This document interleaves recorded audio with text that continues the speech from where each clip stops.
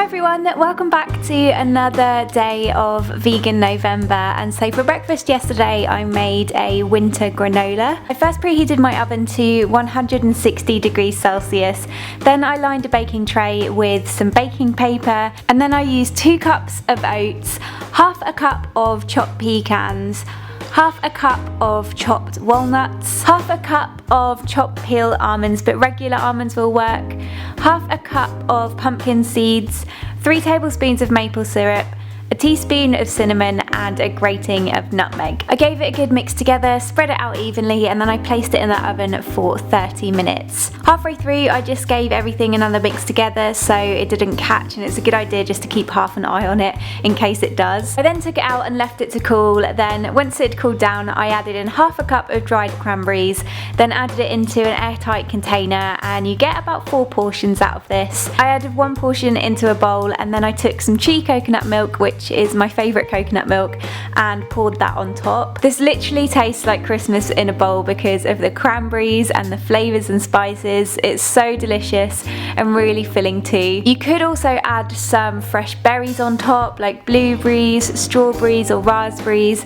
I didn't have any this time, but if I ever do, it makes it even better. For a mid-morning snack I had a packet of these Hippie's organic chickpea puffs in the In Herbs We Trust flavour. Oh my gosh, these are so addictive. They taste like they should be really bad for you, if you know what I mean, but since they're made with chickpeas they're actually really good for you. They're high in fibre and they're a good source of protein, plus the flavours are amazing. These ones are flavoured with rosemary, oregano and thyme, and I love all things herby anyway, but my favourite flavour so far is the sweet and smoking flavour, which tastes like barbecue sauce, and if you haven't tried these yet you've got to pick some up. For lunch I made a warm garlic crispy potato salad with cashew sour cream. I first shredded up around half a lettuce, and then I sliced up half a cucumber. I took 4 small potatoes and I added those to a pan of boiling water, and I just let them boil until they were soft. Once they were cooked I placed them on a lined baking tray and I crushed them using the base of a mug.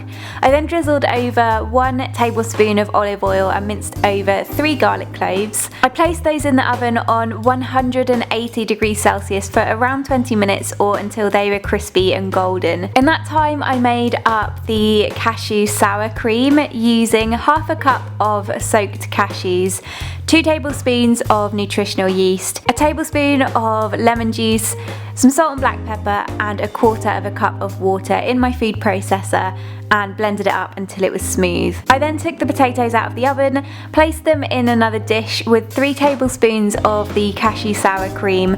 I mixed that together, and then I added in 3 chopped sun-dried tomatoes and some shredded basil. I gave that a good mix together, and then I placed the lettuce and the cucumber in a bowl, and I added the warm crispy potato salad on top, and then I added on some more shredded basil. This makes for such a great lunch with a salad, but you could just use the potato mix on its own as a side dish too. With pizza or quiche it would work really well for that. It's also really nice cold as well, so you wouldn't need to heat up any leftovers. And I've also done something similar to this before in a previous video, but with like a garlic avocado mayonnaise on top, so I will link to that in the description box below. For an afternoon snack I made a matcha latte. I just heat up 1 cup of non-dairy milk in a pan. Again I use the Chi coconut milk until it's warmed through, and then I take 1 teaspoon of matcha powder and I add that to a cup, and then pour in 1/4 cup of warm milk. I whisk it till it's smooth using a matcha whisk, though you could easily do this with a fork too,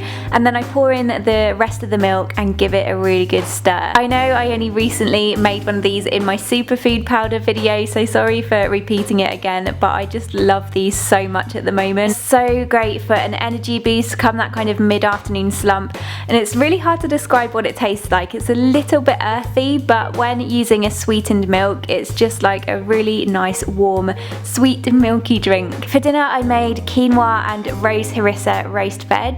I first preheated my oven to 180 degrees Celsius, and then I chopped up 2 small aubergines, then 2 small green peppers, 1 sweet red pepper, 1 large tomato and 1 red onion. I placed those on a lined baking tray, and then I took some of this rose harissa paste from Bella Zoo, which is a spicy paste but it has rose petals in it. I'd never tried this before, so I just started out with 1 tablespoon, mixed that through the vegetables, but we like our food really spicy, so I thought I'd throw in another tablespoon for good measure. I placed them in to roast for about 25 minutes. In that time I cooked up some quinoa. I did 2 cups with around 3 cups of hot water for 2 servings. It looks slightly more as I always cook a little extra for lunch over the next day or so, but for the recipe it's 2 cups. Once the quinoa was cooked, I took the roast veg out of the oven and then I added it into the quinoa.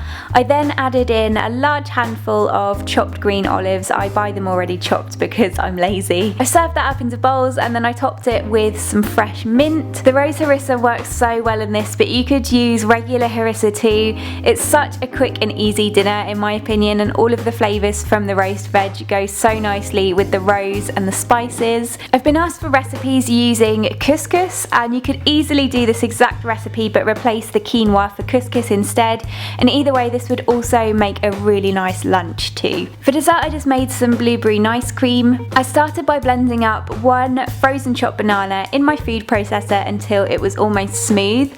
I then added in 2 tablespoons of blueberry powder and blended it up again. This made about 2 largish scoops, and so I just placed that in a bowl.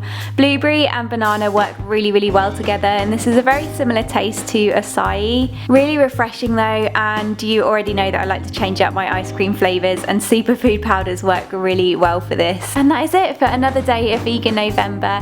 I really hope you enjoyed this video, and as always all of the recipes will be written up in the description box below.